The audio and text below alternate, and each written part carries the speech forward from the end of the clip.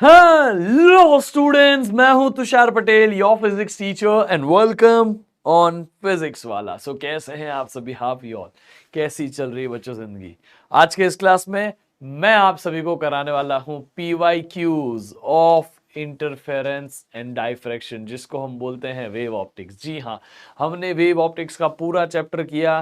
Wave optics की journey एक तरीके से इंटरेस्टिंग जर्नी थी। हमने वेव ऑप्टिक्स खत्म किया और अब हम उसके पीवाईक्यूज पे आ चुके हैं। आज मैं आपको फॉर्मूला लिस्ट भी दूंगा और फॉर्मूला लिस्ट के साथ में आपको क्वेश्चंस जो एग्जैक्ट बोर्ड एग्जाम में पूछे गए हैं, वो क्वेश्चंस कैसे पूछे गए हैं, कौन से टाइप के क्वेश्चन पूछे गए, उसमें से कुछ न्यूमेरिकल्स हैं जिनको सॉल्व कैसे किया जाता है, ये सारी चीजें सिखाऊंगा। तो प्लीज आप इसे ध्यान से करिएगा। और आप लोगों को एक बात बताओ, एनसीईआरटी के एक्सरसाइज और एनसीईआरटी के सॉल्व एग्जाम्पल जरूर करिएगा।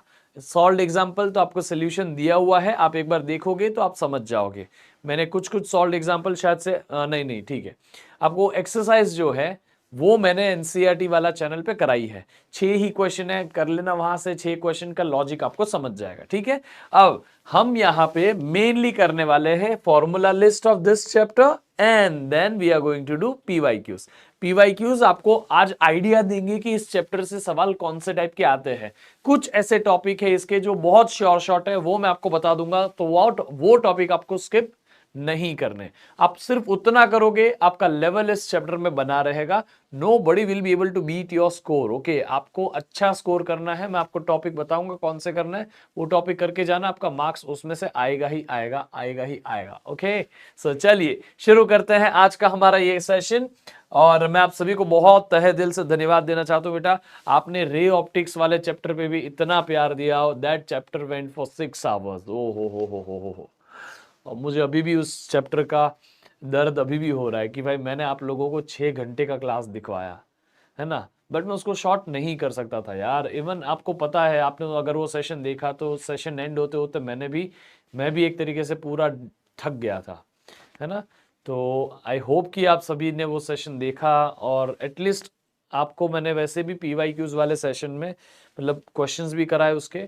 और जिन्होंने वो सेशन नहीं देखा बेटा, आपको मैं कुछ चीजें बताता हूं, आप एटलीस्ट उतनी चीजें कर लीजिएगा रे ऑप्टिक्स में से, तो आपका काम हो जाएगा। वो मैं आपको अभी बता देता हूं, ठीक है। रे ऑप्टिक्स में सबसे पहले आपको ऑप्टिकल इंस्ट्रूमेंट्स की डेरिवेशंस करनी है, ठीक है। दूसरा, रे ऑप्टिक्स में से आपको मिरर फॉर्मूला की डेरिवेशन करनी है। रे ऑप्टिक्स में से आपको lens for refraction at spherical surface की डेरिवेशन करनी है। लेंस मेकर इक्वेशन की डेरिवेशन करनी है। लेंस मेकर इक्वेशन के ऊपर न्यूमेरिकल्स करने हैं और लेंस फॉर्मूला सीखना है, ठीक है। और प्रिज्म में एंगल ऑफ मिनिमम डिविएशन वाले सारे फॉर्मूले ये करना है। इतना कर लो, बहुत ज्यादा थियोरी करने की जरूरत नहीं है। बाकी जो मैंने सिखाया वो तो आपको वन शॉट में पूरा चैप्टर सिखाने के लिए कराया। आपको मिरर फॉर्मूला का डेरिवेशन, आपको लेंस मेकर इक्वेशन, आपको रिफ्रैक्शन ऑन स्फेरिकल सरफेसेस, आपको लेंस फॉर्मूला और आपको प्रिज्म का डेरिवेशन, और इसके अलावा पावर का फॉर्मूला पता होना चाहिए, और ऑप्टिकल इंस्ट्रूमेंट्स के डेरिवेशन। ऑप्टिकल इंस्ट्रूमेंट के डेरिवेशन में आपको दोनों फॉर्मूला, अब डेरिवेशन तो आपको पता होना चाहिए। ऑप्टिकल इंस्ट्रूमेंट्स में आपको तीनों के डायग्राम बनाने आने चाहिए। ऑप्टिकल इंस्ट्रूमेंट में आपको मैग्निफिकेशन डिराइव करने भी आने चाहिए, ठीक है। मैंने कराया है। थोड़ा सा लास्ट वाले टेलीस्कोप में शायद आप कंफ्यूजन क्रिएट कर सकते हो, क्योंकि एनसीईआरटी में कुछ अलग तरीके से दिया है। मैंने आपको 2 केसेस कराने के लिए उसको अच्छे तरीके से कराया है, तो आपको वो डायग्राम बनाने में शायद कंफ्यूजन हो सकते है, बट आप उसको 2-3 बार देखोगे अच्छे से तो आपके दिमाग में अच्छे से फिट हो जाएगा, ठीक है। टेंशन नहीं लेने का उतना। चलो, now we are going for wave optics. Wave optics में हम आगे बढ़ते हैं। वेव ऑप्टिक्स एक बढ़िया सा टॉपिक था और हम उसके पीवाईक्यूज करने जा रहे हैं। उसके पहले आपको ये एनालिसिस भी मैंने बता दिया था यहाँ पे कि पिछले 10 साल में सबसे ज्यादा क्वेश्चन कौन से टॉपिक से आए हैं। वैसे मैं आपको बता दूं कि आपको इस चैप्टर में से कुछ टॉपिक्स ओमिटेड है, जैसे डाइफ्रैक्शन का काफी सारा हिस्सा है ही नहीं। सिर्फ डाइफ्रैक्शन क्या है उतना ही आपको समझाना है। डाइफ्रैक्शन का बेसिक ही आपको कराना है। वो जो भी कराना था वो मैंने आपको करा दिया। तो न्यूमेरिकल्स आप डाइफ्रैक्शन पे एक्सपेक्ट मत करो, आप न्यूमेरिकल्स एक्सपेक्ट करो इंटरफेरेंस पे, ठीक है। इंटरफेरेंस के न्यूमेरिकल्स आपको आने चाहिए। मैं आपको फॉर्मूलाज भी लिखाऊंगा इंटरफेरेंस के लिए, कौन से फॉर्मूला क्या लगाने हैं। आपको इंटरफेरेंस में मेनली जो न्यूमेरिकल आएंगे वो यंग्स डबल स्लिट एक्सपेरिमेंट के आएंगे, उसके इंटेंसिटी इंटेंसिटी के बेस्ड आएंगे और कोई ज्यादा न्यूमेरिकल्स इसमें से बनते नहीं है, सिर्फ और सिर्फ यंग्स डबल स्लिट एक्सपेरिमेंट और उसकी intensity related questions and done, boom. तो प्लीज उसकी ही प्रैक्टिस करिएगा।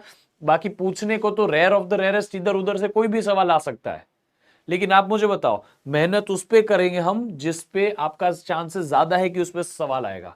इसीलिए यंग्स डबल स्लिट एक्सपेरिमेंट का न्यूमेरिकल स्किप करके मत जाना बेटा, यंग्स डबल स्लिट एक्सपेरिमेंट का डेरिवेशन स्किप करके मत जाना। यंग्स डबल स्लिट एक्सपेरिमेंट आना चाहिए, हाइजेंस प्रिंसिपल आना चाहिए, ये दो चीज बेसिक बेसिक आनी ही चाहिए। ठीक है, चलिए लेट्स गेट स्टार्टेड। अब हम शुरू करते हैं। ये सब तो आपको पता है, मैंने लास्ट क्लास में भी कराया था। मैं आपको सबसे पहले यहां पे कराता हूं फॉर्मूला लिस्ट। ठीक है, फॉर्मूला लिस्ट में हमें हाइजेंस प्रिंसिपल है, प्राइमरी वेवलेट, सेकेंडरी वेवलेट्स, ये वो कैसे बनती है, planar plane wave front, spherical wavefront, ये wavefront, cylindrical wavefront, ये आपको थ्योरी में मैंने बताया था, वो आपको याद होना चाहिए। उसके बेस डायरेक्ट क्वेश्चन आता है, ऐसी वेव फ्रंट बना दो, बनाने आनी चाहिए ना अपने को उतनी, तो इसीलिए वो आपको आना चाहिए। फॉर्मूला लिस्ट में दूसरा है हमारे पास इंटेंसिटीज, इंटेंसिटी। ठीक है, डाइफ्रैक्शन की इंटेंसिटीज के फॉर्मूला। आपको सीधा इंटेंसिटी नहीं बताऊंगा, चलो मैं इंटेंसिटी के पहले आपको बताता हूं डाइफ्रैक्शन के, अरे इंटरफेरेंस के बारे में। इंटरफेरेंस एक्चुअली आपको कैसी पैटर्न देता है। इंटरफेरेंस आपको एक ब्राइट स्पॉट, ब्राइट स्पॉट ऐसे बनाऊंगा तो थोड़ा सा आपको कंफ्यूजिंग हो जाएगा। एक ब्राइट स्पॉट देता है, चलो ना, एक ब्राइट स्पॉट देता है, एक डार्क स्पॉट, एक ब्राइट स्पॉट, एक डार्क स्पॉट, एक ब्राइट स्पॉट, एक डार्क स्पॉट, एक ब्राइट स्पॉट, एक डार्क स्पॉट, एक ब्राइट स्पॉट, एक डार्क स्पॉट।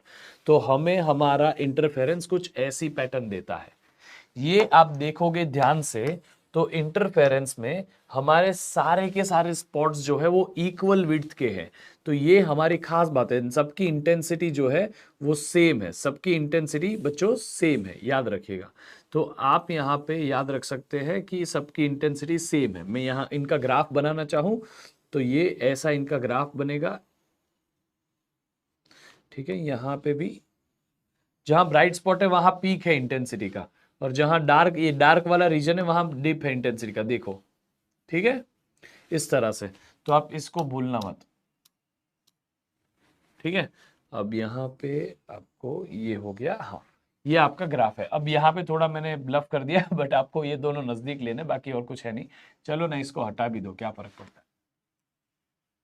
ठीक है, ये ऐसे इंटेंसिटी बनती है, मेनली ऐसी फ्रिंज बनती है। इसमें से सबसे बीच में जो होती है उसको हम बोलते हैं सेंट्रल फ्रिंज। यहां से आप इस बाजू भी जा सकते हो, इस बाजू भी जा सकते हो, तो वे 1 2 3 ऐसे काउंट करते हैं। फर्स्ट बैंड है ना, फिर first dark, first dark, second dark, second dark, ऐसे फर्स्ट ब्राइट, है ना, ये एक्चुअली सेकेंड ब्राइट बोलनी चाहिए। तो आप इस तरह से बनाते हो, ऐसी पैटर्न बनती है, उसको बोलते हैं इंटरफेरेंस, जिसमें इंटेंसिटी जो है ना वो फिक्स और कांस्टेंट रहती है बेटा। इंटेंसिटी की वैल्यू फिक्स रहती है, उसकी मैक्सिमम वैल्यू और उसकी minimum value, maximum value minimum value, maximum value minimum value, maximum value minimum value, maximum value minimum value. तो या तो स्पॉट है या नहीं है, या तो है या नहीं है, हर जगह सेम इंटेंसिटी का स्लॉट है। और ये जो इंटेंसिटी आप यहाँ पे लिख रहे हो ना बच्चों, अरे यहाँ गया पेन, हाँ, तो ये जो इंटेंसिटी आप यहाँ पे लिख रहे हैं, इस इंटेंसिटी का ही फॉर्मूला यहाँ पे दे देता हूं मैं। इंटेंसिटी का ग्राफ है ये, तो इंटेंसिटी के लिए आपको मैं फॉर्मूला सीधा दे देता हूं। इंटेंसिटी का फॉर्मूला होता है I1 प्लस रिजल्टेंट इंटेंसिटी बोल देता हूं, चलो। रिजल्टेंट इंटेंसिटी होता है I1 प्लस I2 प्लस √2। ठीक है, प्लस √2 नहीं है, 2 √of I1 I2 cos phi. cos phi जो है वो है फेज डिफरेंस, अरे यार क्या चिपक रहा है, cos फाई जो है वो है फेज डिफरेंस, फेज एंगल। ठीक है, अब आपको अगर कोई बोले if I1 is equal to I2 है, आपको I1 और I2 जो है दोनों अगर कोई बोल दे कि इक्वल है, तो I1 और I2 जब इक्वल होते हैं बच्चों, तब हमारा फॉर्मूला बनता है, I1 और I2 इक्वल होते तो यहाँ सब्स्टिट्यूट करने का, I1 की जगह I0, I2 की जगह I0, I1 की जगह I0, I2 की जगह I0, तो नेट इंटेंसिटी बनेगा 4 I0 cos square pi by 2, cos square pi by 2। ये फॉर्मूला याद रखिएगा, this is the formula for net intensity. किसका फॉर्मूला है? नेट इंटेंसिटी का। इस फॉर्मूले को भूलना मत, ठीक है, ये आपके लिए बहुत जरूरी है। कॉस स्क्वायर पाई बाई 2 ये वाला स्क्वायर है, ठीक है। अब आप इसमें जो भी वैल्यू डालेंगे फाई की, फेज एंगल की, उस हिसाब से आपको इंटेंसिटी मिलेगी। अगर आपको कोई बोल देता है कि आप बताओ मैक्सिमम इंटेंसिटी बताओ, तो मैक्सिमम इंटेंसिटी इंटरफेरेंस में जो होती है वो होती है रूट ऑफ I1। पहली जो हमारी एक्चुअली ये पता है ना आपको, इंटरफेरेंस यानी कि ये Young's double slit experiment, Young's double slit experiment है, YDSE बोलते हैं इसे। क्या बोलते हैं? YDSE। तो Young's double slit experiment, Young's double slit experiment में एक ही सोर्स से हम दो सोर्स बनाते हैं और वो दो सोर्स से हम इंटरफेरेंस कराते हैं, तो ऐसी हमें पैटर्न मिलती है, फ्रिंज मिलती है। मैक्सिमम इंटेंसिटी का फॉर्मूला होता है 1 upon root of intensity of first वाले और root of intensity of second का स्क्वायर। और आई मीन जो होता है, वैसे तो आई मीन 0 होता है, बट आपको अगर दोनों अलग अलग हो, वैसे ये दोनों सेम हो ना, कोई यहाँ पे इंटेंसिटी ऑफ फर्स्ट और intensity of second source same हो, तो आपके लिए मैक्सिमम जो होती है वो 4I0 होती है, ठीक है, और मिनिमम जो होती है 0 होती है। लेकिन अगर I1 और I2 इज डिफरेंट, I1 और I2 इज डिफरेंट, तो आपको यहां पे फॉर्मूला होगा root of I1 minus root of I2 का स्क्वायर, ठीक है, ये याद रखना। आई मैक्स ये होती है, आई मीन ये होती है if I1 and I2 is different, if I1 is not equal to I2, तो आप I max और I min की फॉर्मूला यहां से निकालोगे। If I1 and I2 are same, तो I max जो है वो 4I होती है, I0 बोल दो, दोनों की वैल्यू 1 और 2 की सेम ही है, तो इसीलिए आप यहाँ पे I0 बोल दोगे, ठीक है। और मिनिमम की वैल्यू कितनी होती है? मिनिमम इंटेंसिटी 0, कहीं एकदम टोटली डार्क है, ये 0 इंटेंसिटी वाले, टोटली ब्राइट है, इंटेंसिटी 4I0 है। समझ में आ गया? I0 किसी भी एक सोर्स की इंटेंसिटी है, यानी कि यंग्स डबल स्लिट सोर्स में क्या करते हैं पता है, यहां एक सोर्स है, यहां पे हम क्या करते हैं, एक स्लिट जो है वो यहां से लाइट देती है दूसरी दो जगह पे। एक काम कर, ऐसे बना,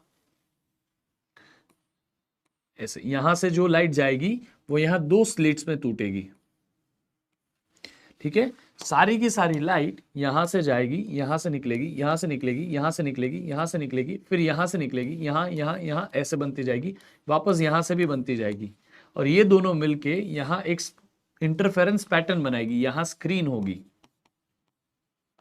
सिखाया ना ये सब? तो इस जगह पे इंटरफेरेंस पैटर्न बनेगी, वो पैटर्न ऐसे bright spot, dark spot, bright spot, dark spot, bright spot, dark spot, सारे स्पॉट्स इक्वल विड्थ के होने वाले हैं, वो हम बोल रहे हैं। सेंट्रल, ये जो आपने यहाँ पे से जो सोर्स दिया उसकी वजह से अगर दोनों सोर्स, आप S1 बोलो, S2 बोलो, ये S2 है और ये S बोल दो खाली, तो S से S1 S2 बने और दोनों की इंटेंसिटी सेम हुई, तो ये मैक्सिमम उसकी इंटेंसिटी इतनी जाएगी, मिनिमम इतनी जाएगी। अगर दोनों की इंटेंसिटी अलग अलग हुई तो ये मैक्स और मीन का फॉर्मूला है। क्या आपको इंटेंसिटी के बारे में समझा? आई होप आपको कोई डाउट नहीं है कि नहीं? आपको इसमें कोई भी डाउट नहीं होना चाहिए, ठीक है।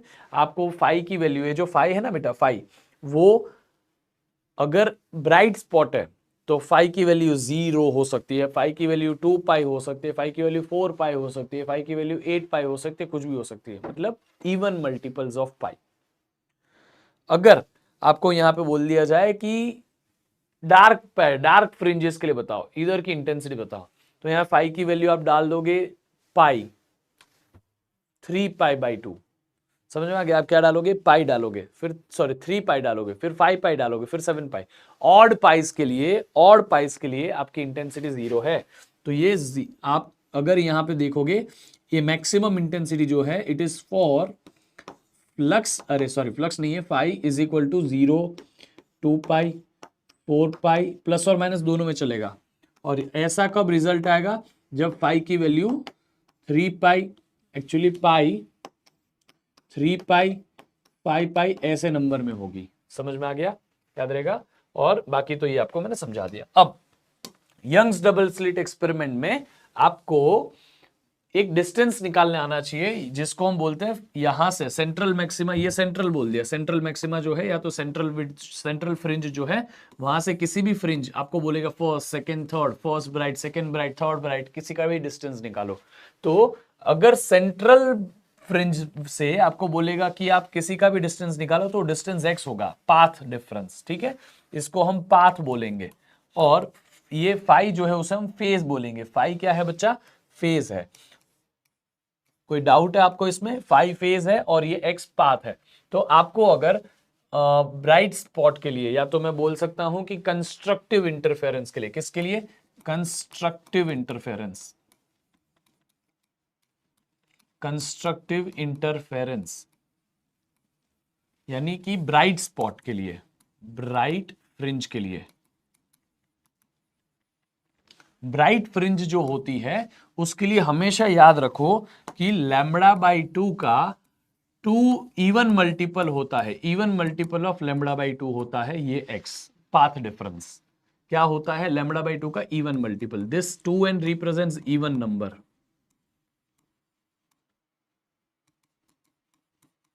ठीक है।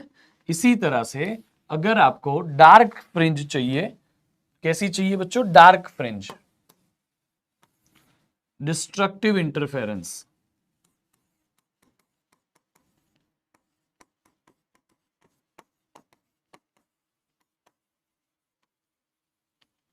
डिस्ट्रक्टिव इंटरफेरेंस यानी कि डार्क फ्रिंज।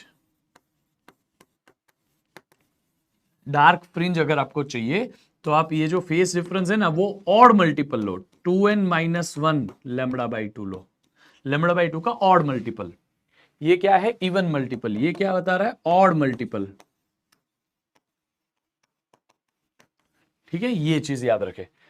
इंटरफेरेंस में इवन मल्टीपल पे ब्राइट मिलता है, ऑड मल्टीपल पे डार्क मिलता है। डाइफ्रैक्शन में इवन मल्टीपल पे डार्क मिलता है, लैम्बडा बाई 2 के इवन मल्टीपल पे डार्क मिलता है स्पॉट, और ऑड मल्टीपल पे ब्राइट मिलता है। आपको x का एक फॉर्मूला भी दिया है, x इज इक्वल टू, यहां पे आएगा n, कौन सी विड्थ चाहिए? फर्स्ट की, सेकंड, फर्स्ट स्पॉट की, थर्ड स्पॉट, फिफ्थ स्पॉट, कौन सा स्पॉट चाहिए? n लैम्बडा d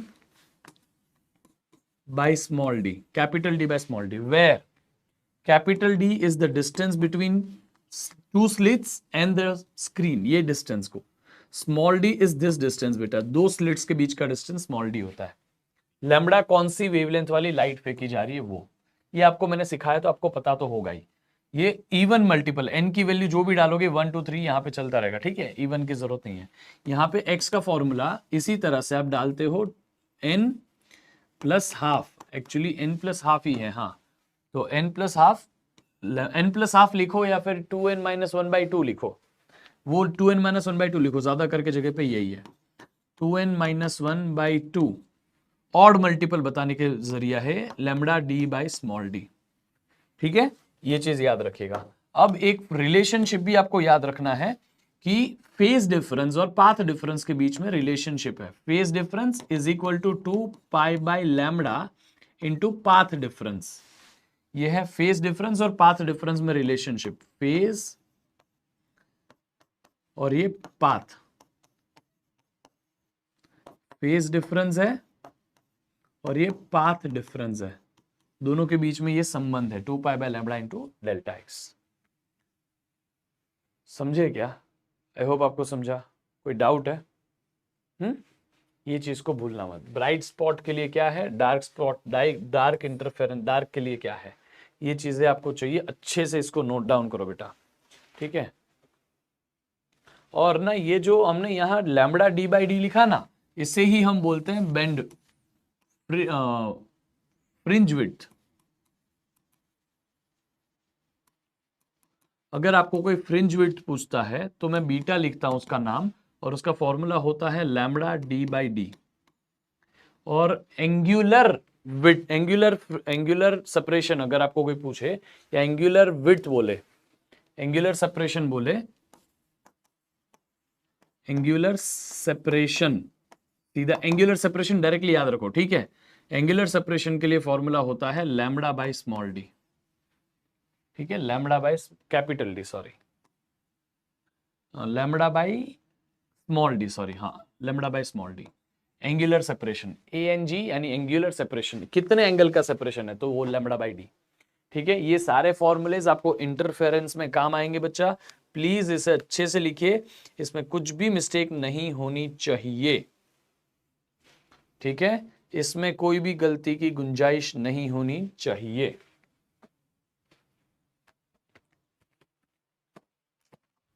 जल्दी लिख लो, जल्दी जल्दी, कम ऑन एवरीवन। ठीक है, आई होप आपने लिख लिया होगा। अब हम बढ़ते हैं आगे। फॉर्मूला लिस्ट हमने ये ऐसे तो कर ही लिए, उसमें जो भी थी सारी कर ली है। आपको कुछ क्वेश्चंस में भी मैं एक दो चीजें हैं जो बता दूंगा फॉर्मूला के लिए। एंगुलर विड्थ जो होती है, एंगुलर विड्थ डायफ्रेक्शन में हर बैंड की इक्वल होती है, ये रही लैम्बडा बाय डी। पहले बैंड की भी लैम्बडा बाय डी, दूसरे बैंड की भी लैम्बडा बाय डी, तीसरे बैंड की, तो 3 बैंड की टोटल 3 लैम्बडा बाय 3। इंटरफेरेंस में सबकी विड्थ अलग अलग होती है। पहला बैंड बड़ा होता है, दूसरा बैंड उससे छोटा, तीसरा बैंड उससे छोटा, चौथा बैंड उससे छोटा। डायफ्रेक्शन में ये ऐसी पैटर्न इक्वल वाली पैटर्न नहीं बनती, उसमें बड़ी पैटर्न, छोटी पैटर्न, बड़ी और छोटी पैटर्न और छोटी पैटर्न ऐसे बनती है। तो उसमें एंगुलर से फर्स्ट वाली जो होती है 2 लैम्बडा अपॉन ए होता है उसका एंगुलर सेपरेशन। एंगुलर विड्थ जो होती है वो होती है 2 लैम्बडा अपॉन ए। ठीक है, वहां ए लिखा जाता है। चलो वो तो सवाल के साथ हम देख लेंगे। क्वेश्चन शुरू करते हैं, हाँ कि ना, कम ऑन एवरीवन। ये आपको इंटरफेरेंस के फॉर्मूले क्यों लिखा है, क्योंकि इंटरफेरेंस के ऊपर ही आपको सवाल आएंगे जो डबल स्लिट एक्सपेरिमेंट है। ठीक है, चलिए। According to Huygens principle the amplitude of secondary wavelet is equal in both the forward and backward direction. हाँ, इक्वल होता है दोनों फॉरवर्ड और बैकवर्ड। इधर ही मुझे सही जवाब मिल गया। Large in forward direction and small in backward, small in forward and ये कुछ नहीं, मेरे हिसाब से ये सबसे पहला ऑप्शन ही सही ऑप्शन है। देखो, अकॉर्डिंग टू हाइजेंस प्रिंसिपल हर एक secondary wavelet acts like a new wavelet, और वो खुद अपनी आगे वेव फ्रंट सारे डायरेक्शन में फेंकता है। समझ में आ गया? तो ये आपको याद रखना है कि एम्पलीट्यूड जो है वेवलेट्स का, it is equal in forward and in backward direction secondary wavelets का। ये हमने हाइजेंस प्रिंसिपल में किया है।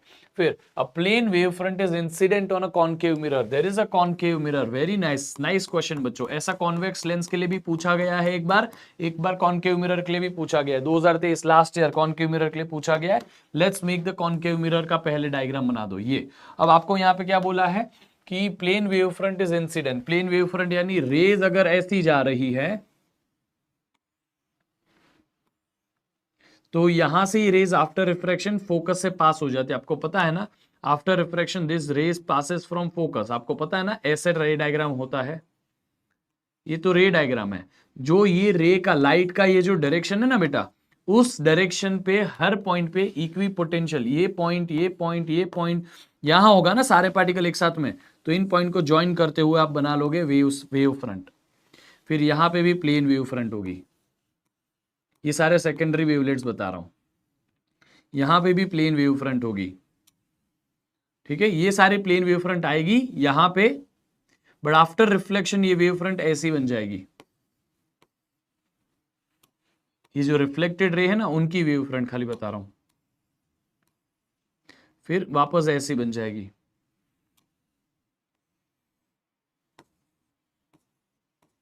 फिर ऐसी बन जाएगी। ये वेव फ्रंट इस तरह से बन रही है कि उनका सेंटर जो है ना, फोकस दिख रहा है। देखो, दिख रहा है आपको?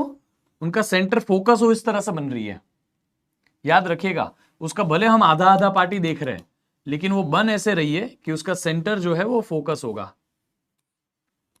यहां पे भी पहले ये सारी की सारी प्लेन वेव फ्रंट आगे आगे आगे आगे जाएगी, टकराने के बाद वो ऐसे कर्व हो जाएगी, क्योंकि मिरर से ऐसे टकरा रही है और वापस ऐसे सेंटर पे आई। ये उसका सेंटर होगा, वैसे सारी की सारी सेंटर पे आके मर्ज मिलेगी। तो इसीलिए हमें क्या बोला है कि radius of the reflective wave front, reflective बेटा, रिफ्रैक्टिव नहीं, क्योंकि हमें मिरर दिया है। तो रिफ्लेक्ट करने के बाद उनका जो रेडियस है, हर किसी का रेडियस फोकस तक जाएगा। हर किसी का रेडियस फोकस तक जाएगा। फोकस तक जाना यानी क्या होता है, रेडियस जो होता है हाफ होता है फोकस के लिए। हर किसी का जो रेडियस है वो फोकस तक जाएगा। समझ में आ गया? फोकस तक जाना यानी हाफ ऑफ द रेडियस होता है। सो आई होप आपको समझा। इसी तरह से आपको मैंने अगर यहां लेंस दे दी, तो लेंस के में से प्लेन वेव फ्रंट पास करोगे ना, प्लेन वेव फ्रंट, तो आप पहले तो ये सीख जाओ कि आपको रे डायग्राम बनाना आना चाहिए, बेसिक वाला। ये तो प्लेन पैरेलल रेज जाएगी, आफ्टर रिफ्रैक्शन फोकस पे मिलेगी, ये तो होने ही वाला था। यहाँ पे आपकी गई पैरेलल वेव फ्रंट, यहाँ पे बन गई वो कर्व्ड वेव फ्रंट, जिनका सेंटर ये फोकस हो। समझ में आ गया? ऐसे आपका मोशन होगा। यहाँ पे डायरेक्शन नहीं बताया, बिना डायरेक्शन के रॉन्ग गिर जाता है ये, ठीक है। इसी तरह से अगर आपको यही उल्टा बताया कि ये हमारे पास में एक है कॉन्वेक्स लेंस, और कॉन्वेक्स लेंस में हम दे रहे हैं कोई पॉइंट से, यहाँ पे पॉइंट सोर्स बना दिया, पॉइंट सोर्स जो है वो स्फेरिकल वेव फ्रंट यहाँ से रिलीज करेगा, तो स्फेरिकल वेव फ्रंट ऐसे हर डायरेक्शन में रेस फेंकेगी कि नहीं फेंकेगी? आफ्टर रिफ्रैक्शन तो पैरेलल हो जाएगी, तो वो spherical wave front after refraction कैसी हो जाएगी? तो पहले स्फेरिकल वेव फ्रंट ऐसे होगी, आफ्टर रिफ्रैक्शन ऐसे पैरेलल हो जाएगी। तो ये आपको बनाने आना चाहिए, ये आपका लॉजिक है बेटा। आप प्लीज ऐसे सवाल को आएगा, स्किप नहीं कर सकते इन सवाल को, ठीक है। फिर डिफाइन वेव फ्रंट, बहुत अच्छा सवाल, बार बार पूछा जाता है, 2020 में भी पूछा गया था, चांसेस है इस बार भी पूछेंगे। Using Huygens principle obtain the law of refraction. Law of refraction आपको याद है, लॉ ऑफ रिफ्रैक्शन हमने प्रूफ किए हैं, उसकी डेरिवेशन सुपर इंपॉर्टेंट पूछी गई है। देखो ये डेरिवेशन, लॉ ऑफ रिफ्रैक्शन की डेरिवेशन यूजिंग वेव फ्रंट। और फिर दूसरा है 2023 का सवाल, यहाँ पे क्या बोला है? वे plane wave front propagating in a medium of refractive index μ1 is incident on a plane surface making angle theta I, it enters into the medium of refractive index μ2। Refraction का ही बता रहे हैं, दिस इज रिफ्रैक्शन। ये जो भी हमें बताया ना, प्लेन वेव फ्रंट आ रही है, दूसरे मीडियम में जा रही है, अरे ये सब रिफ्रैक्शन को प्रूव करने। वापस सेम सवाल 2023 में पूछा था, देखो एग्जैक्टली सेम क्वेश्चन, ठीक है। तो प्लीज रिफ्रैक्शन वाला डेरिवेशन जो मैंने आपको कराया है वो करिएगा, अच्छे से प्रैक्टिस करिएगा। इस चैप्टर के इंपॉर्टेंट सवाल, रिफ्लेक्शन का प्रूफ, रिफ्रैक्शन का प्रूफ, और हाइजेंस प्रिंसिपल और डबल स्लिट एक्सपेरिमेंट का प्रूफ, खत्म। इतना कर लोगे, मेजॉरिटी क्वेश्चंस हो गए, सब आ गया। न्यूमेरिकल तो बहुत आसान है, करा रहा हूं, देखो यहाँ पे। Intensity pattern for single slit diffraction, single slit diffraction, diffraction जो होता है ना बेटा, उसकी पैटर्न एक्चुअली में पहले सेंट्रल मैक्सिमा बहुत बड़ी होती है, फिर वापस छोटी होती है, फिर छोटी होती है, फिर छोटी होती है, ऐसे होती है। ये होती है डाइफ्रैक्शन के लिए, जिसमें बीच की जो वेव फ्रंट है ना, उसका एंगुलर सेपरेशन अभी लिख के दे देता हूं, वो होता है 2 λ/d। ली नहीं लिखते हैं, ए लिखते हैं, 2 λ/d या 2, हाँ ठीक है 2 λ/d लिख लो, चलो कोई बात, 2 λ/d वो एंगुलर सेपरेशन है। बाकी आपको यहाँ पे ये ऐसी वेव फ्रंट दिखेगी। और क्या बोला? Double slit interference, double slit interference यानी Young's double slit experiment. Young's double slit experiment में हमने देखा कि इंटेंसिटी जो है वो हर जगह इक्वल है, मतलब इंटेंसिटी हर स्पॉट के लिए इक्वल है, यहाँ हर स्पॉट की इंटेंसिटी अलग है।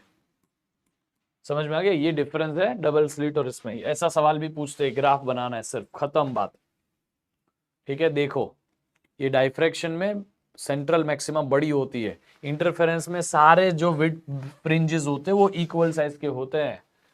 या तो कंप्लीट कंस्ट्रक्शन होगा, कंप्लीट कंस्ट्रक्टिव इंटरफेरेंस तो मैक्सिमम, कंप्लीट डिस्ट्रक्टिव इंटरफेरेंस तो मिनिमम, ऐसे करके ये जाता है। समझ में आ गया? नेक्स्ट, इंटरफेरेंस और डाइफ्रैक्शन के बीच में उसमें डिफरेंस भी पूछा था, तो ये आपके लिए इंटरफेरेंस और डाइफ्रैक्शन में डिफरेंस है, प्लीज इससे रीड कर लीजिएगा। इसमें से दो पॉइंट्स आपको पूछे जाए तो लिख लेना। Next, state the conditions for sustained interference. एक बार इंटरफेरेंस पैटर्न बन गई, फिर वो ऐसे ही रहे, उसके लिए कंडीशंस क्या है? तो थ्योरी आंसर है, तो आपको ये एग्जैक्टली इसमें से कोई भी 3-4 पॉइंट लिख लेना है, ठीक है। 2 source should be continuously emit wavelength of the same frequency. वो दोनों के दोनों कोहेरेंट ही रहने चाहिए, दोनों जो स्लॉट्स, दोनों स्लिट्स में से जो आ रही है वो फ्रीक्वेंसी सेम होनी चाहिए, उनका फेज डिफरेंस सेम रहना चाहिए, फेज नहीं, फेज डिफरेंस कांस्टेंट रहेगा ना उनके बीच का, तो आपको बोलोगे कोहेरेंट है वो। और the wave interfering waves must travel nearly along the same direction, वो दोनों सेम डायरेक्शन से आनी चाहिए। ये सारी कंडीशंस है, प्लीज इसे रीड करिएगा, आपके लिए काम आएगा, ठीक है। एग्जाम में ऐसा पूछेगा तो आपको मजा आएगा। State Huygens construction show how plane wave front is reflected from a surface, hence reflection वाला, रिफ्लेक्शन याद करो, यहाँ पे अगर रिफ्लेक्शन करेगा तो वो कैसे हमारी वेव फ्रंट बनाएगा, वो वाला हमें प्रूव करना है, लॉ ऑफ रिफ्लेक्शन। तो ये भी पूछा गया है, कौन से ईयर में पूछा गया था? 2023 में ही। रिफ्लेक्शन रिफ्रैक्शन दोनों पूछ लिया। चलो आगे बढ़ते हैं अगले सवाल पे। Young's double slit experiment, the screen is moved away from the plane slits, what will be the effect on the following? Angular separation, मैंने आपको एंगुलर सेपरेशन का फॉर्मूला दिया। एंगुलर सेपरेशन क्या होती है? Angular separation, angular separation is lambda by d. क्या होती है? ये होती है angular separation. Fringe width, fringe width का भी फॉर्मूला दिया। क्या होती है fringe width? Lambda d by D, है ना। अब आपको क्या बोला है? डबल स्लिट एक्सपेरिमेंट में ये दोनों हमें फॉर्मूले पता है। Is moved away from the plane slit, हमने स्क्रीन को मूव किया है अवे फ्रॉम द स्लिट। ये स्लिट है जहां से लाइट सोर्स आ रही है, ये S1 सोर्स, S2 सोर्स, यहां से ऐसी विड्थ वेव फ्रंट्स निकलती है। समझ में आ गया? ये आपको पता है ना। और वो यहां स्क्रीन पे मिलती है। हमने स्क्रीन पहले यहां थी, उसको शिफ्ट कर दिया यहां पे। तो हम एक्चुअली ना स्क्रीन और स्लिट के बीच का डिस्टेंस कैपिटल डी जो है ना वो बढ़ा रहे हैं, क्योंकि हमने स्लिट को यहां शिफ्ट कर दिया। तो डी बढ़ाने से तो फ्रिंज विड्थ बढ़ती है, बट इसमें तो कैपिटल डी है ही नहीं, तो बात खत्म। एंगुलर सेपरेशन रिमेन सेम और फ्रिंज विड्थ जो है बढ़ती है, रिमेन सेम और increases. First one remain same और सेकेंड वन इंक्रीजेस। ठीक है, ये है आपका सवाल का जवाब। देख लें, आंखों में आंखें डाल, देख ले। अच्छा है, ऐसे सवाल आएंगे तो आप आराम से कर लोगे बेटा। बेसिक बेसिक कंसेप्ट्स लगते हैं यहाँ पे। Then an interference experiment, a third bright fringe, third bright fringe, third n की वैल्यू थर्ड ब्राइट फ्रिंज है। ब्राइट है कि डार्क को लिखना पड़ता है, क्योंकि ब्राइट के लिए लैम्बडा, आपको ब्राइट के लिए फॉर्मूला होता है lambda n lambda by n lambda d by n lambda capital d upon small d. और डार्क के लिए होता है n plus half lambda capital d by small d. ये या तो 2n-1/2 lambda capital d by small d, दोनों से आंसर सेम ही आता है। आप n प्लस हाफ लिखो या 2n-1 लिखो, इट रिमेन सेम। ऐसा नहीं नेगेटिव आ जाएगा, दोनों का मीनिंग है कि ऑड नंबर है। चलो उसको छोड़ो। is at a point in a screen is wave interference experiment, the third bright fringe n is equal to 3 है और bright fringe है, इसीलिए हमारा x का फॉर्मूला जो होता है n lambda d by small d होता है। ठीक है, चलो। is obtained at a point on a screen where with the light of 700 nanometer, 700 उसका lambda हो गया 700 नैनोमीटर। नैनोमीटर को चाहिए तो मीटर में कर देंगे। what should be the wavelength of the light source in order to obtain the fifth bright fringe at the same point, जिस डिस्टेंस पे, यानी कि अगर ये सेंटर है, यहां पे स्लिट 1, यहां स्लिट 2, स्लिट 1 की यहां पे ऑलरेडी हमें ये किसकी वजह से, कोई एक स्पेसिफिक फ्रीक्वेंसी पे, जस्ट अ मोमेंट, कोई एक स्पेसिफिक फ्रीक्वेंसी पे हमें मिल रहा है इस जगह पे, जहां पे थर्ड स्पॉट पे, थर्ड जो डिस्टेंस है एक्स का डिस्टेंस थर्ड, मतलब इतने डिस्टेंस पर हमें ऑलरेडी ब्राइट स्पॉट मिल रहा है। उसने बोला कि फिफ्थ ब्राइट फ्रिंज मिलनी चाहिए जब दूसरा वेवलेंथ डालोगे। तो लैम्बडा 1 के लिए हमें थर्ड पे मिल रहा है और लैम्बडा 2 के लिए हमें, लैम्बडा 2 दूसरी वेवलेंथ के लिए हमें फिफ्थ पे मिलना चाहिए। ये तो डिस्टेंस जो है वो तो सेम होना चाहिए अगर दोनों एक ही जगह पे मिल रहे हैं। तो x3 distance for third fringe जो पहले वाले केस में है लैम्बडा 1 के साथ में, और distance for fifth bright fringe must be equal, है कि नहीं। अब हमें लैम्बडा 1 है तो 700 नैनोमीटर है और हमें लैम्बडा 2 चाहिए, है ना। तो हमें सेकेंड केस में बोला है ब्राइट फ्रिंज ही है और n की वैल्यू 5 है और उसका वेवलेंथ हमें पता करना है। चलो तो एक काम कर, दोनों की फ्रिंज से डिस्टेंस सेम है, मतलब सेंटर से लेकर दोनों का डिस्टेंस सेम है। थर्ड फ्रिंज पहले वाली वेवलेंथ की यहां मिलेगी तो दूसरे वाली की फिफ्थ फ्रिंज वहां मिलेगी, ऐसा लिखा है इसने। देखो, third fringe is obtained at a point, third fringe जिस पॉइंट पे मिली, what should be the wavelength of the light source in order to obtain fifth fringe, fifth fringe भी उसी पॉइंट पे लाना है। तो यानी कि डिस्टेंस जो है सेंटर से वो x पाथ डिफरेंस सेम है। x3 का फॉर्मूला बनाओ, 3 lambda 1 capital d upon small D. यहां पे क्या आएगा 5 के लिए 5 lambda 2 capital d upon small D. क्या कैंसिल हो जाएगा, सेम ही तो सेटअप है, दोनों के बीच का डिस्टेंस नहीं बदला, ये दोनों के बीच का डिस्टेंस नहीं बदला, डी और स्मॉल डी, कैपिटल डी और स्मॉल डी सेम रहे। तो 3 lambda 1 is equal to lambda 2 और डिवाइड में जाएगा 5। लैम्बडा 1 है 700 इंटू 3 अपॉन 5, करो सॉल्व, लैम्बडा 2 का वैल्यू आएगा। समझ में आ गया। तो 3/5, 5 और 700 जाएगा, फिर उसको मल्टीप्लाई बाय 3 करना पड़ेगा। जो भी आंसर आएगा वो आपकी स्क्रीन के ऊपर लिखा है 420। इस तरह से आंसर आएगा बेटा, एग्जैक्टली सेम मेथड से किया है, देख लो। ठीक है, now we are going for the next question guys. अगला सवाल आप सभी की स्क्रीन के ऊपर ये रहा, यंग्स डबल स्लिट एक्सपेरिमेंट। पूछ ले जितना पूछना है। Intensity of the light waves from to coherent source, to coherent source. Coherent होगा ना तभी ही हमें ऐसी फ्रिंज मिलेगी, bright spot dark spot, bright spot dark spot, तो भी मिलेगी अगर कोहेरेंट सोर्स है तो। सिखाया था मैंने, अगर नॉन कोहेरेंट है तो आपको हर जगह यूनिफॉर्म लाइट मिलेगी, ऐसी ब्राइट डार्क नहीं मिलेगी। या तो हर जगह कम है या हर जगह ज्यादा, ऐसा यूनिफॉर्म लाइट मिलती है, यूजुअली यूनिफॉर्म मिलती है। अब यहां मेरे सामने यहां एक लाइट है, यहां एक लाइट है, वो दोनों कोहेरेंट नहीं है, इसीलिए उनकी वजह से मेरे पे आपको यहाँ पे यूनिफॉर्म लाइट दिख रही है। अगर ये दोनों कोहेरेंट होती तो मेरे फेस से आपको इतना पार्ट दिखता है, यहाँ डार्क दिखता है, यहाँ दिखता है, यहाँ डार्क दिखता है, क्योंकि यहाँ लाइट आती, यहाँ नहीं आती, यहाँ आती, यहाँ नहीं आती, तो आपको पैटर्न दिखती है इंटरफेरेंस की। समझ में आ गया? ऐसा नहीं हो रहा है। तो कोहेरेंट सोर्स के लिए हमारा पूछा गया, हमें बोला है कि इंटेंसिटी जो है उनका रेशियो 9:1 है। Intensity of first is 9, intensity of second is 1। Okay, intensity 1/2 ऐसा भी लिखो। चलो, इंटेंसिटी 1 अपॉन इंटेंसिटी 2 इज 9:1। ठीक है, जो भी है ratio. Find the ratio of the intensity of the bright and dark fringe. Bright के लिए जो फ्रिंज विड्थ होती है, ब्राइट के लिए जो इंटेंसिटी होती है, और डार्क के लिए जो होती है, ब्राइट के लिए मैक्सिमम होती है ना, और डार्क के लिए मिनिमम होती है। तो I max upon I min पूछ रहे हैं वो, है ना। Ratio of the intensity of bright to the dark, यानी I max upon I min पूछ रहे हैं। I max upon I min का फॉर्मूला मैंने बताया था, I1 root of I1 plus root of I2 bracket में square upon root of I1 minus root of I2 bracket का स्क्वायर। चलो, इसमें से निकालो, किसी एक का आंसर निकालो। I1 is equal to 9I2, I1 की जगह 9I2 सब्स्टिट्यूट करना चालू करो। I max upon I mean is equal to root of, नहीं रूट यहां नहीं, root of 9I1 plus root of I2, अरे यहां पे 9I2 root of I2 upon root of 9I2 minus root of I2, and this is the whole square, है ना। पूरे का स्क्वायर करो, इसका सिर्फ स्क्वायर करो, एक ही बात है। जिसको और सिंप्लीफाई कर सकते हैं, रूट ऑफ 9 तो 3 बाहर, 3 root of I2 plus root of I2 upon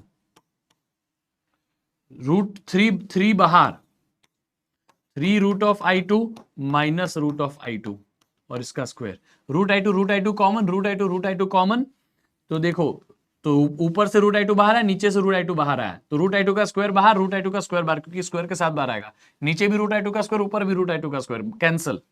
ऊपर बना 3 + 1, नीचे बना 3 - 1, है ना, और उसका स्क्वायर भी है ये। मैं दोनों को इंडिविजुअली ही स्क्वायर दे देता हूं। 3 + 1 4 का स्क्वायर अपॉन 3 - 1 2 का स्क्वायर, 4 का स्क्वायर 16, 2 का स्क्वायर 4, है ना, सही है। 16/4,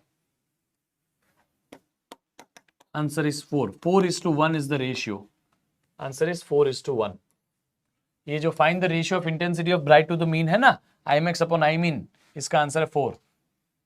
नेक्स्ट, मोनोक्रोमेटिक लाइट ऑफ, अरे यार ये चैप्टर में ना बेटा, इसमें कई सारे बार सवाल ऐसे पूछे हैं, एक सवाल पूछ लेते, 5 मार्क का सवाल पूछते हैं, एक सवाल पूछते हैं डाइफ्रैक्शन का या इंटरफेरेंस का, अभी तो इंटरफेरेंस का पूछेंगे, डाइफ्रैक्शन का नहीं पूछेंगे, और दूसरा सवाल रे ऑप्टिक्स का डाल देते हैं। ऐसे करके दोनों चैप्टर को मर्ज कर देते हैं।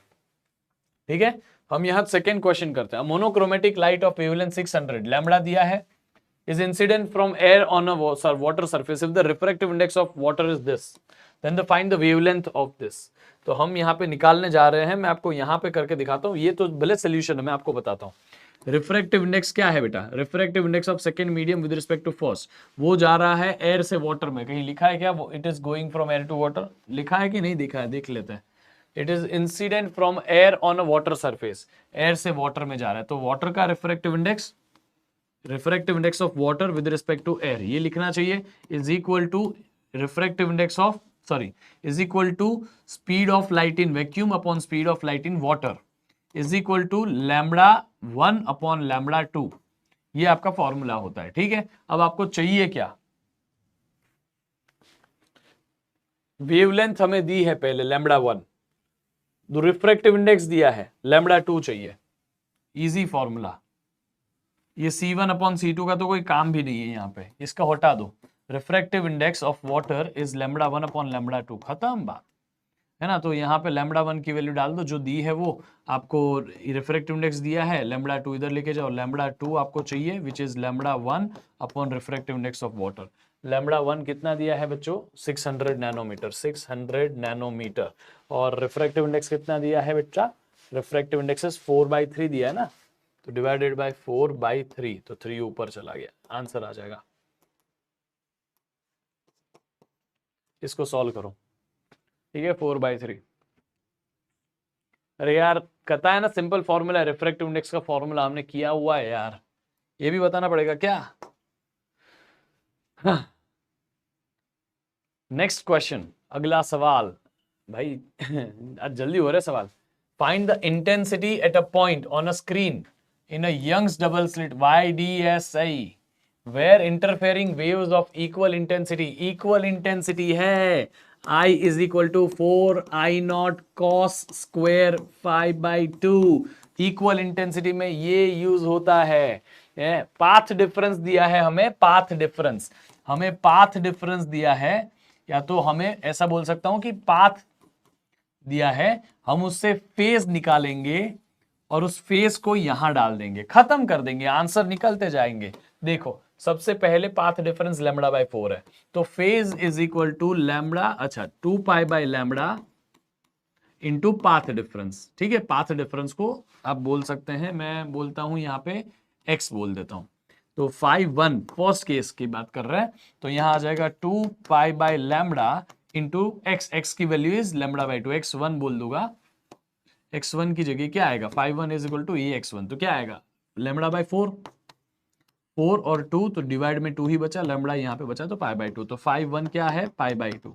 आप यहाँ π/2 सब्स्टिट्यूट करिए, तो इंटेंसिटी 4I0 cos स्क्वेयर π/2, तो पाई की जगह क्या आएगा, π/2 आएगा डिवाइडेड बाई 2, तो π/4 ये आ गया, cos π/4 cos 45 1/√2, 1/√2 का स्क्वायर, देखो cos स्क्वायर है, 1/√2 का स्क्वायर 1/2, 1/2 I0 4I, तो यहाँ पे 4 और 2 कैंसिल, 2 बचा, I is equal to 2 times of I0।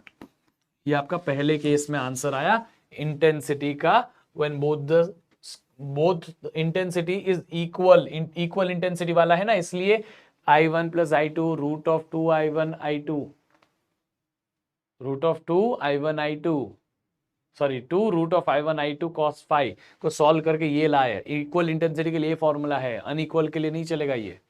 Next question में वापस ये वाला λ/3 आप भी तो कर सकते हैं यार, इतना तो है ना, तो phi2 इज इक्वल टू 2π/λ, बोल एवरीवन, इनटू x कितना है, x इज λ/3, तो λ कैंसिल, 2π/3, ये सब्स्टिट्यूट करो phi2 की जगह पे, यहाँ पे सब्स्टिट्यूट करोगे I is equal to I0 4I0 cos square, यहाँ पे आएगा 5/2, 5/2 यानी कि 2π/3 अपॉन 2, तो 2 कैंसिल, π/3 बचा, π/3 cos π/3 cos 60 इज 1/2, 1/2 का स्क्वायर 1/4, यहाँ पे 4 ऑलरेडी है I0, तो I is equal to 4 cancel, I0 बचा सिर्फ। सेकंड केस में इंटेंसिटी इतनी है, फर्स्ट केस में इंटेंसिटी इतनी है। This is how we will be able to solve the question, 2017 में पूछा गया था। इंटरेस्टिंग क्वेश्चन है, इजी क्वेश्चन है, इसलिए मैंने करा दिया। अच्छा सवाल, अगला सवाल। In a Young's double slit experiment, अगर हम यहां से लाइट निकालेंगे तो थोड़ी लाइट यहां जाएगी, थोड़ी लाइट यहां जाएगी, ठीक है। किसके पास से जाएगी बच्चा, इस एस के पास से जाएगी। लेट्स से यहां पे एक सोर्स है एस, यहां से थोड़ी लाइट यहां जाएगी, थोड़ी लाइट यहां जाएगी। फिर हम कोई एक पॉइंट की यहां बात करें, तो लेट्स से यहां से सारी लाइट यहां गई, फिर यहां से भी तो यहां जाएगी, तो ये लाइट को यहां से यहां जाना है और इस लाइट को यहां डायरेक्ट जाना है, ठीक है, तो ये S से SS2 minus SS1 is equal to lambda by 4, यानी कि दोनों का जो पाथ डिफरेंस है ना बच्चा, यहां से यहां का SS2 minus SS1 it is lambda by 4, हमें ये प्रूव करना है, समझे कि नहीं समझे।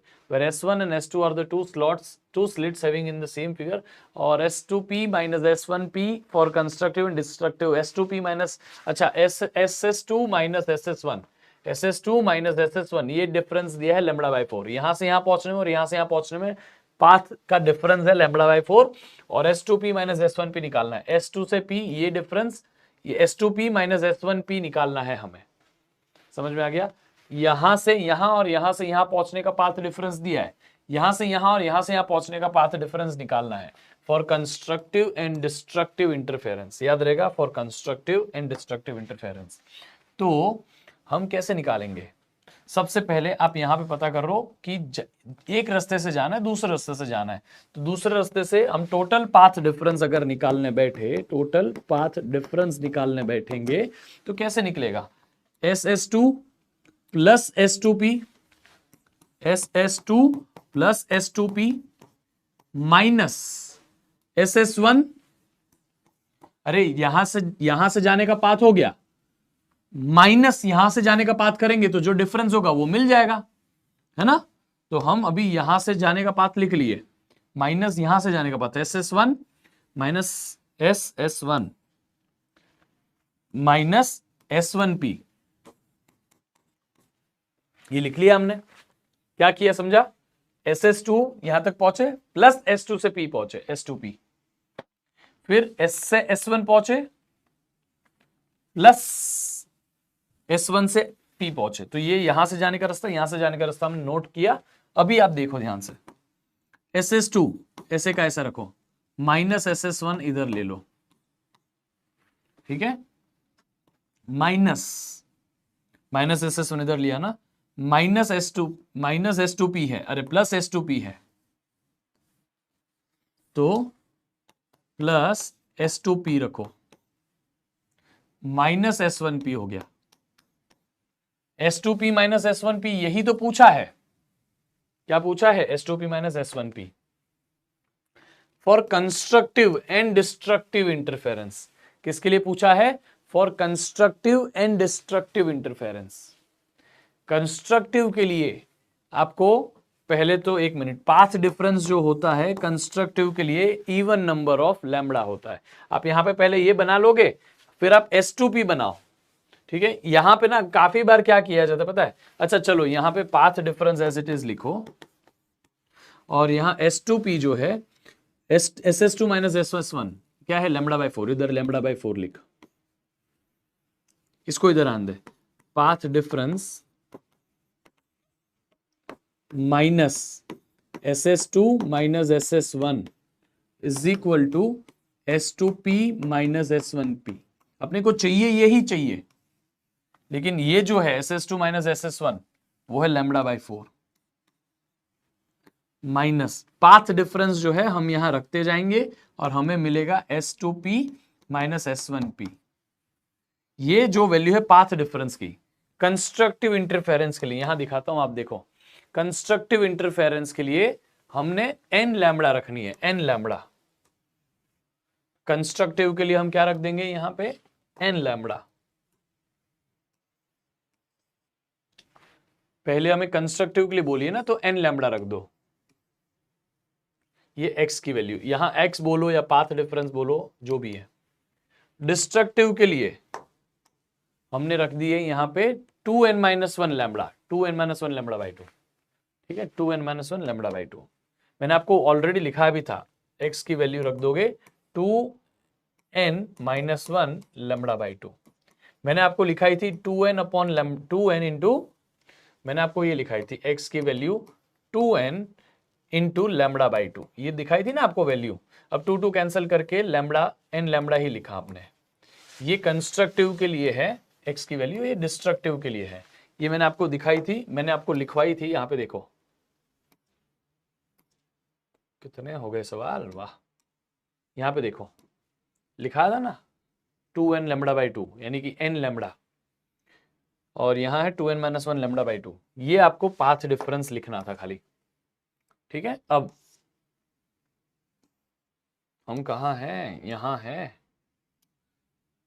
अब अगर मैं यहां पुट कर देता हूं कंस्ट्रक्टिव के लिए, कंस्ट्रक्टिव के लिए n लैम्डा पुट कर दिया, फॉर कंस्ट्रक्टिव आंसर क्या आएगा पता है? कंस्ट्रक्टिव के लिए आंसर क्या आएगा? n lambda minus lambda by 4, lambda lambda common, n minus 1/4 into lambda common, ठीक है। और ये बन गया आपका S2P माइनस S1P, यही आंसर है। आप n की जो वैल्यू डालोगे इस हिसाब से आएगा। फर्स्ट कंस्ट्रक्टिव, सेकंड कंस्ट्रक्टिव ऐसा नहीं बोला है। डिस्ट्रक्टिव के लिए यहां डालोगे 2n-1 लैम्डा बाई 2, फिर उसका जो आंसर आएगा वो आपको खाली लिखना है। डिस्ट्रक्टिव के लिए दूसरा कलर ले लेते हैं। डिस्ट्रक्टिव के लिए हम यहां डालेंगे 2n-1 lambda by 2। 2n-1 lambda by 2 को बराबर से डालो 2n lambda by 2 minus lambda by 2, तो 2n lambda by 2 minus lambda by 2 ऐसे डालो। इसको आप सॉल्व करो तो 2n लैम्डा बाई 2, यहां से सबसे लैम्डा कॉमन बचा क्या? 2n-1 minus 1/4। इसका जो भी आंसर आता है 2n-1 माइनस 1/4, इसका जो भी आंसर आता है आप यहां पे लिखिएगा, वही है आपका S2P माइनस S1P। यही आंसर है बच्चों, ये कंस्ट्रक्टिव के लिए, डिस्ट्रक्टिव के लिए। बुक में आपको यहां जो सोल्यूशन है उस सोल्यूशन में थोड़ा सा आपको यहां लिखा हुआ है, देखो ये जो लिखा है ना वही S2P माइनस S1P है। उन्होंने उसका YD/D कैपिट ये उन्होंने डाल दिया, उसका डिस्टेंस पाथ डिफरेंस है Y2 S2P माइनस S1P, ठीक है। यही है आपका n-1 लैम्डा बाई 4। मेरा आंसर वही आया, चेक करो। S2P माइनस S1P कंस्ट्रक्टिव के लिए हमने इस बॉक्स के अंदर n लैम्डा सब्स्टिट्यूट किया, आंसर लाए n-1/4 लैम्डा, यही है। फिर सिमिलरली इसको सॉल्व किया, 4n-3 आएगा लैम्डा बाई 4। चेक कर लो, इसको सॉल्व करके चेक करो। 2n-1 माइनस 1/4, 4 को उधर जान दो, फिर सब सॉल्व कर लो। तो यहाँ पे 4n माइनस 4 माइनस 1, तो यहाँ पे 3 है, यहाँ पे 3 आ गया, देखो है ना। तो आपका आंसर आने लगेगा, यही आएगा 4n-3 लैम्डा बाई 4। तो ये आपके आंसर आए S2P माइनस S1P के। ये आंसर किसका है? S2P minus. मैं इसके आगे ये जो लिखा है ना उन्होंने, यहाँ पे सोल्यूशन में ये लिखा है, इसको नहीं लिखना प्रेफर करूंगा, सीधा आंसर बोलूंगा कि यही है, क्योंकि इसको उन्होंने S2P माइनस S1P लिखा है। S2P माइनस S1P को उन्होंने ये YD/D लिखा है, वो डिफरेंस होता है ना, पाथ डिफरेंस होता है, इसलिए लिखा है। चलो, तो आई होप आपको समझा कैसे निकालना है। फिर क्या बोला है? What is the effect on interference fringe in the Young's slit experiment if the monochromatic source is replaced by source of white light. Monochromatic यानी एक ही कलर फेंकना, सिंगल फ्रीक्वेंसी फेंकना, तभी तो मोनोक्रोमेटिक होता है, एक कलर वाली, एक ही फ्रीक्वेंसी वाली। अगर व्हाइट लाइट है, white light is a combination of all the frequencies, violet भी होगा, ब्लू भी होगा, ग्रीन भी होगा, येलो भी होगा, रेड भी होगा, सब। तो इन सब की वजह से हमें कंस्ट्रक्टिव इंटरफेरेंस कलरफुल दिखेगी। उसका क्या मीनिंग है? कई जगह व्हाइट दिखेगा, कई जगह कलरफुल दिखेगा, तो उसका कोई मीनिंग नहीं बनता, क्योंकि अलग अलग फ्रीक्वेंसी वाले कोहेरेंट सोर्सेज नहीं हो सकते। समझ में आ गया? तो आपको यहाँ पे थोड़े बहुत सेंट्रल जो फ्रिंज बनेगी वो व्हाइट दिखेगी खाली। क्यों? सेंटर में तो सारे कलर के मैक्सिमम आ जाएंगे, तो वो व्हाइट ही बन गई, बाकी सब में थोड़ा बहुत कलर दिखेगा, बाकी इतना कुछ ज्यादा दिखेगा नहीं। ठीक है, आप ये आंसर एग्जैक्टली लिख लेना। हाँ, in diffraction due to a single slit, diffraction due to a single slit बोला है, phase difference between the light on reaching the points on the screen is 5 pi. क्या है? डाइफ्रैक्शन है सिंगल स्लिट वाला। Diffraction का सवाल है, ये हमारा इंटरफेरेंस का सवाल नहीं है। यंग्स डबल स्लिट इंटरफेरेंस की बातें करता है, ये डाइफ्रैक्शन का सवाल है। लेकिन डाइफ्रैक्शन की भी खास बात है, इसमें फेज डिफरेंस का फॉर्मूला और पाथ डिफरेंस का रिलेशन, फेज डिफरेंस और पाथ डिफरेंस का रिलेशन सेम रहता है। Explain whether the bright and dark fringes will be formed at point. तो ये पाई पाई जो है ना, वो क्या है? फेज डिफरेंस है। तो phase difference is equal to 2 pi by lambda into path difference. आपको बताया था ना मैंने,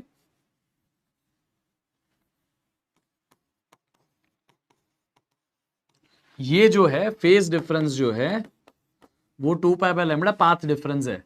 अब आपको यहां पे फेज डिफरेंस बोला है 5 pi is equal to 2 pi by lambda into path difference.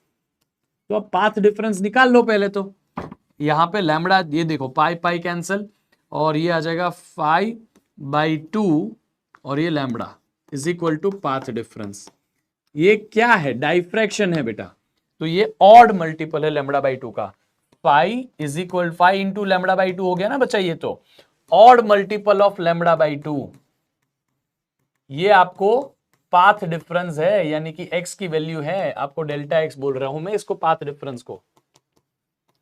तो odd multiple of lambda by 2 gives you bright spot in diffraction.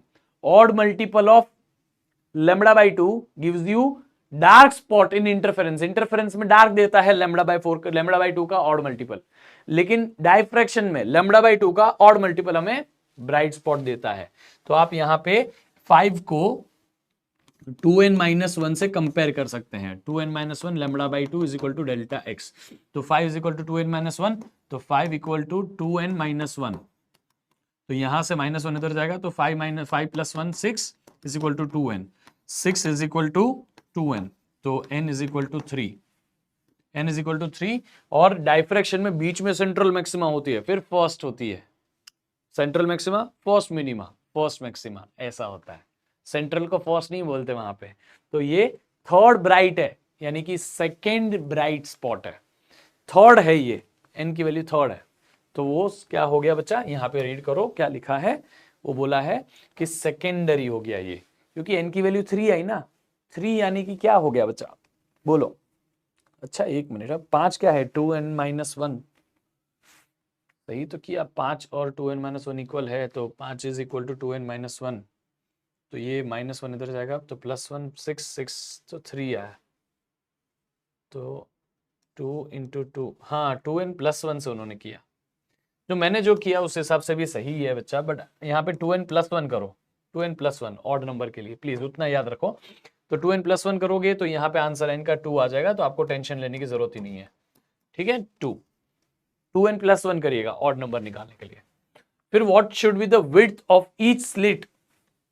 ये हटा देता हूं अभी, आई होप आपको समझा। चलो हटाता नहीं हूं, अगले पेज पे नया पेज ले लेता हूं। अब आप देखो, what should be the width of each slit to be obtain 8 maxima in double slit pattern. Double slit में 8, यानी कि डबल स्लिट में 8। डबल स्लिट क्या है?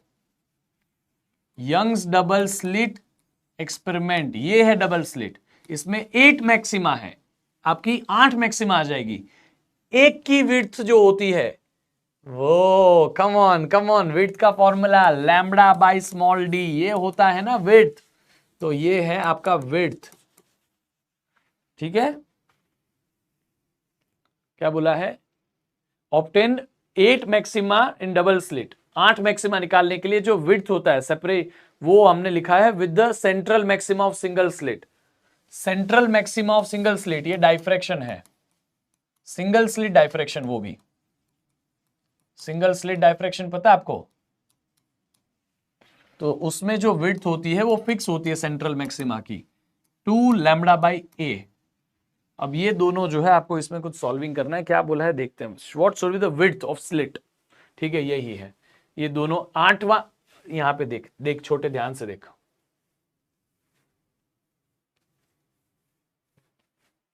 कितनी है विड्थ? कितनी है? Lambda by lambda capital d upon D. ये जो है ना एंगुलर सेपरेशन, वो बात कर रहा हूं मैं। लैम्बडा अपॉन डी कितनी है? लैम्बडा अपॉन डी 1 की, 8 की, 8 lambda upon D. Angular separation जो होता है वो 8 लैम्बडा अपॉन डी है वो, क्योंकि 1 की लैम्बडा अपॉन डी है, तो 8 की 8 लैम्बडा अपॉन डी। समझ में आ गया कि नहीं? तो 8 की हो जाएगी 8 लैम्बडा अपॉन डी। एक्चुअली नहीं, मैं फॉर्मूला जो है ना वो रॉन्ग यूज कर रहा हूं। आई थिंक ये आएगा हमारा नॉर्मल विड्थ का, फ्रिंज विड्थ वाला फॉर्मूला आएगा। फ्रिंज विड्थ, यस बेटा, सेपरेशन की नहीं, फ्रिंज विड्थ की बात कर रहे हैं हम, इसलिए। तो फ्रिंज विड्थ यहां पे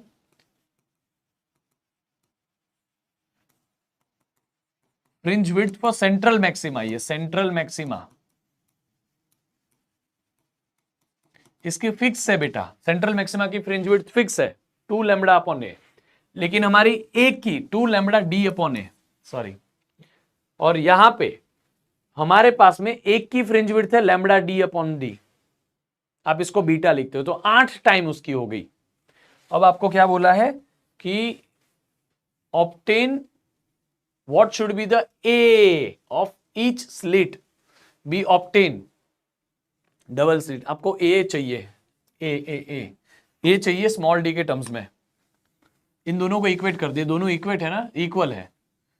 जितनी में इसकी, मैं आपको ये समझाना चाहता हूं कि इसमें सवाल में पूछा क्या है, सवाल में ऐसा पूछा है कि जब ये डाइफ्रैक्शन की सिंगल मैक्सिमा है ना, उतने में इंटरफेरेंस की, डाइफ्रैक्शन की जो एक सिंगल सेंट्रल मैक्सिमा है ना, उतने में इंटरफेरेंस की 8 पैटर्न आनी चाहिए, 8 ब्राइट आनी चाहिए। 1 bright, 2 bright, 3 bright, 4 bright, 5 bright, 6 bright, 7 bright, 8 bright. तो एक सेंट्रल मैक्सिमा की विड्थ इतनी है, which is 2 lambda D upon A, ये है डाइफ्रैक्शन का, और ये 8 की मिलके हमारी इंटरफेरेंस के लिए हो गई 2 लैम्बडा डी अपॉन डी। समझ में आ गया? तो यहां ए है, वहां डी है। मैं वापस उसको थोड़ा सा हटा के करता हूं, वो कलर मेंटेन करता हूं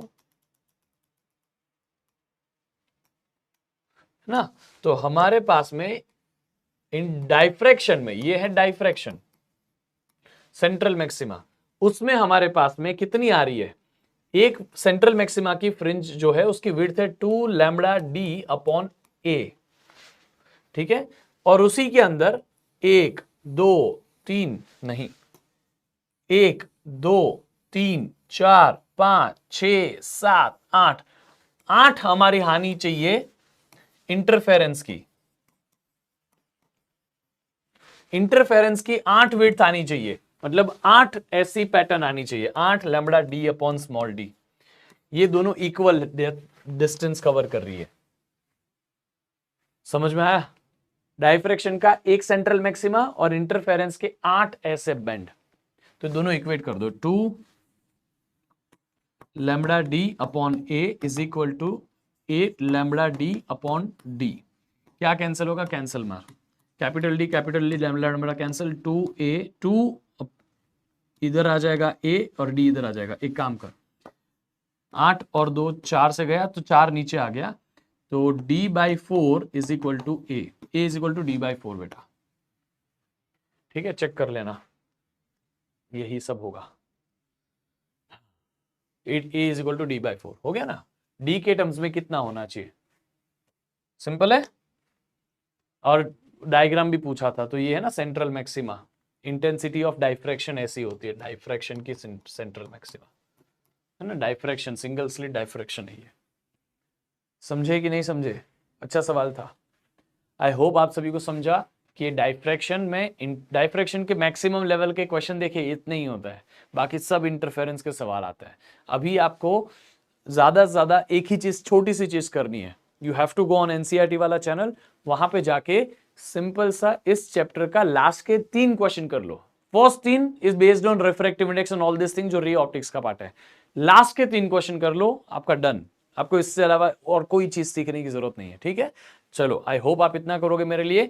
तब तक के लिए हम अभी मिलेंगे अगले क्लास में। आई होप कि आप लोग इस चैप्टर को अच्छे से समझ पाए और इसी तरह से आप मेरे साथ में पढ़ते रहेंगे। Thanks to all of you for being in this class till the end. इतनी हमारी बड़ी जर्नी रही है, लेकिन आप सभी ने कॉन्स्टेंटली सपोर्ट किया है। आप सभी फिजिक्स को ज्यादा मोहब्बत और प्यार दे रहे हैं। I just want to thank you a lot बेटा, आपका डेडिकेशन मेरे लिए सब कुछ है। तो फिर अभी इसी तरह से मिलते हैं अगले क्लास में। तब तक के लिए पढ़ते रहिए, मचाते रहिए। Till then take care.